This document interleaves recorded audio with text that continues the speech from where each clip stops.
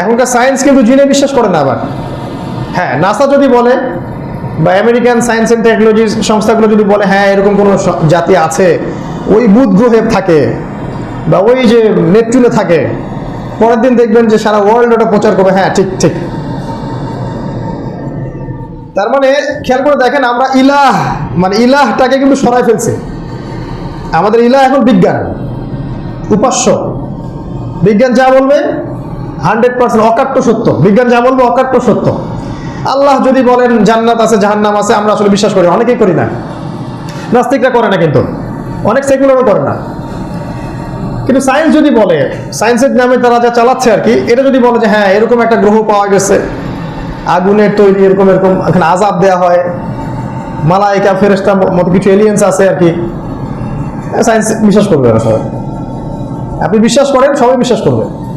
জান্নাতের নামে একটা আছে, জান্নাত বললো না বললো যে কে 1110.99 এরকম গ্রহের নাম দিল আর কি। ওর নামটা এরকম হয় আর কি, জানি না এরকম নাম কিভাবে হয়। মানে এরকম কিং তথ্য নাম কেন দেয়? আমার কাছে মনে হয় প্রতিটা কোডের পিছনেই কোনো না কোনো ব্যাপার স্যাপার আছে আর কি, আল্লাহ ভালো জানেন। হ্যাঁ, ওখানে হুর আইন আছে, সুন্দর এলিয়েন্স, মধুর নদী, দুধের নদী, শরাব, এটা সেটা। ওখানে মানুষ মরে না এবং জান্নাত কাউকে কেন্দ্র করে ঘোরেও না।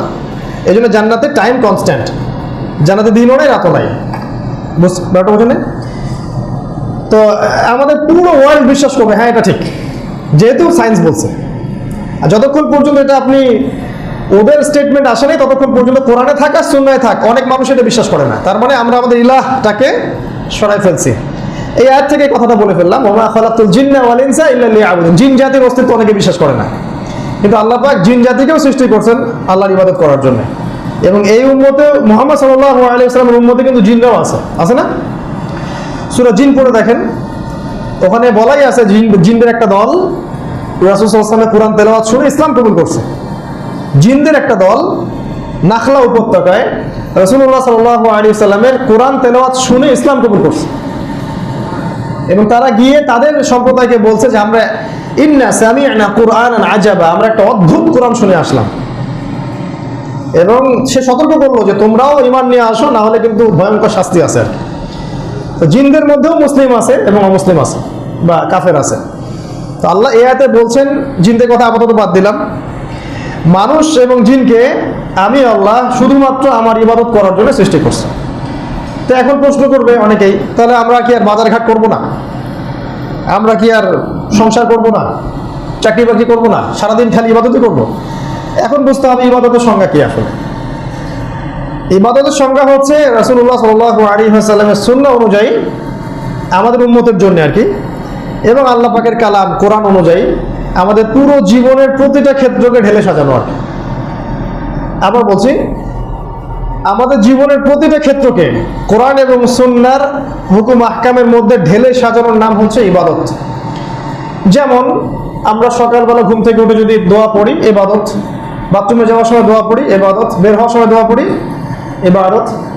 ওযু করতেছেন, ইবাদত। সালাত পড়লেন, নামাজটা ইবাদত। জিকির করলেন, ইবাদত। আপনি চাকরি বাকরি করতে যাচ্ছেন, আপনার চাকরিটা হালাল, চাকরির উদ্দেশ্য কি? আমি হালাল খাবো, পরিবারকে খাওয়াবো, ইবাদত।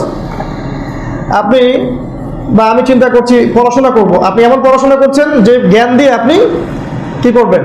উম্মার খেদমতে কাজ করবেন বা মানুষকে ভালো কিছু শিখাবেন, এটা ইবাদত।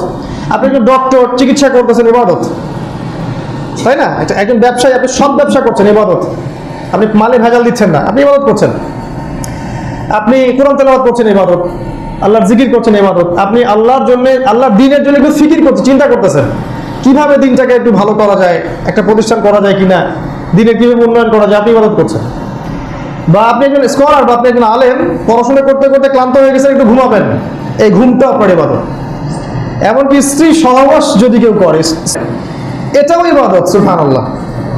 নবীজি বলেছেন যদি এই কাজটা সে না করতো তাহলে অন্য কারোর সাথে হয়তো বা জেনায় লিপ্ত হতো, তখন এটা পাপ হতো।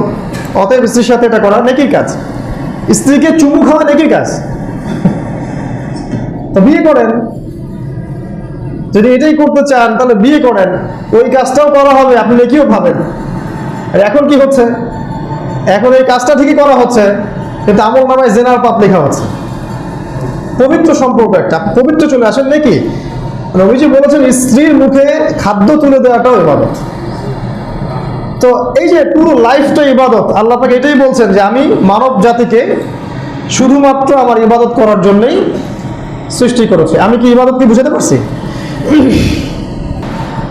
তো ইবলিস চ্যালেঞ্জ ছুড়ে দিল যে আমি ওর ডান দিক থেকে আসবো, বাম দিক থেকে আসবো, সামন থেকে আসবো, পিছন থেকে আসবো, আমি এই আদম সন্তান এবং তার বংশধরদেরকে অবশ্যই জাহান্নামে নিয়েই ছাড়বো। সে একদম চ্যালেঞ্জ করে বসলো। আল্লাহ পাক বললেন ঠিক আছে, যে ব্যক্তি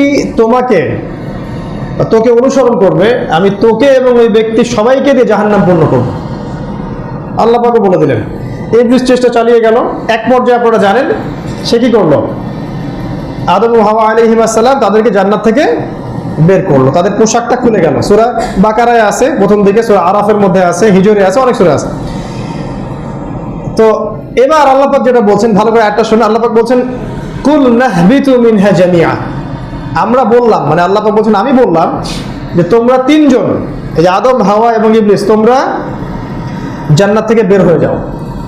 কুল নাহবিতু মিনহা জামিআ, তোমরা সবাই একসাথে জাহান্নাম থেকে, মানে জান্নাত থেকে নিচে নেমে যাও। নিচে নামা মানে পৃথিবীতে চলে আসো।